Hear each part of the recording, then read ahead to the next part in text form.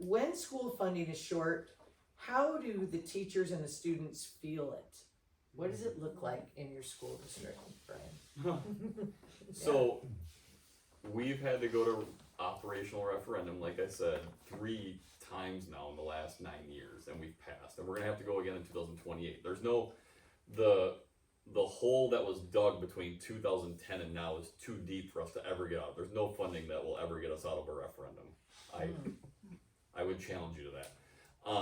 Is that, sorry, can I interrupt you? Is that where that sort of 3,300, that gap? Do you know what I'm talking about? Yep. Yeah. There, if the inflationary increases had stayed in like state law or in the state budget beyond 2009, we would currently have about $3,300 more per kid. Wow. So absolutely, I've done a little bit of math. We may have needed a small operational referendum, but we wouldn't be in this what I call never-ending cycle at this point. Never-ending. Yeah, I mean it's a never-ending cycle, and I'll tell you how we feel it is.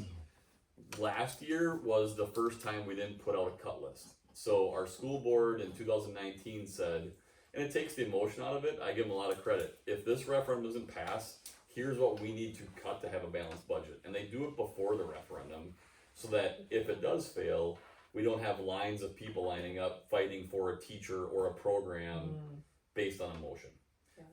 We didn't do that last year. We barely passed, but teachers feel it. Like they know in River Valley, every 3 years, especially if you're an elective teacher, your job is going to be put up there as something that's going to be cut.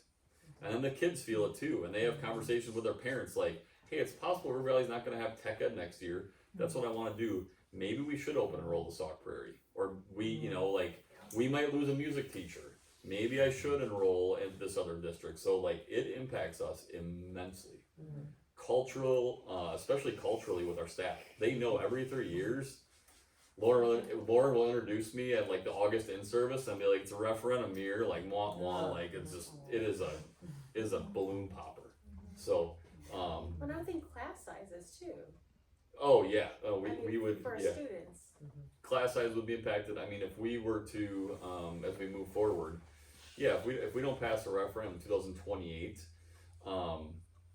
elective classes, the classes kids like to take, are not required by the state through PI8. It's not required. So the first thing we have to cut in order to stay, music, tech ed, art, none of that is required. Class sizes aren't required either, so what you bring up, right? There's nothing in statute that says we have to be one teacher to how many kids. So, it's rough every 3 years for sure. And because we were so close a year ago, about 39 votes, yeah, we will, there, unfortunately, there will be a cut list put out in January of 2028, and hopefully people see that, and they'll see, man, that's what our district will lose if we don't pass this. So, it's a burden, for sure. And it's very stressful for everyone, having been a teacher, I say to people, can you imagine if every couple years someone came to you and said, I don't know if we're gonna keep you, we'll wait and see what happens on the ballot. Aren't they doing that right now to us? Would you, yeah, so then I went another job where I did the same thing. But it's incredibly stressful. Can you imagine any other profession where you would say, well, I'm not gonna work at that place anymore, I need some security, I need to know my job is here. And then, you're right, it just trickles down to the kids, and I think the biggest issue, and the Republicans talk a lot about, well, let's just consolidate schools. We'll save money that way. Tighten your belt, River Valley, you can do it. But you're right. You cut, some people say, let's just cut sports. That spends all that money. Well, all those kids in sports are going to open and roll to the nearest district, and your school's going to lose even more. It's a no-win proposition. You cut something, and you lose 10 kids, well, now you've just defeated the whole purpose of cutting that program because you lose all that money. Yeah. There's just no way, this is a no-win game that the Republicans have set up for public schools. It's a game we can't win at their rules. And if we were going to referendum in 2 months, based on what property taxes did, so when we put our budget together, fiscal year starts July 1st, and obviously last year's referendum was in April. We put that budget together in the fall, and then we have to have it set in January so we can go ask taxpayers, here's how much money we need for the next 3 years. We didn't know what the state budget was gonna be. So part of the reason there was a big tax increase was when the state budget was passed in July, we had our budget set. We were between a rock and a hard place. We had nowhere to go. Now that we're in year 2 of the state budget, like we are looking at about $1 million in expenditure reductions for next school year to act as property relief. Literally, because we know in order to keep River Valley, we need to pass a referendum in 2028.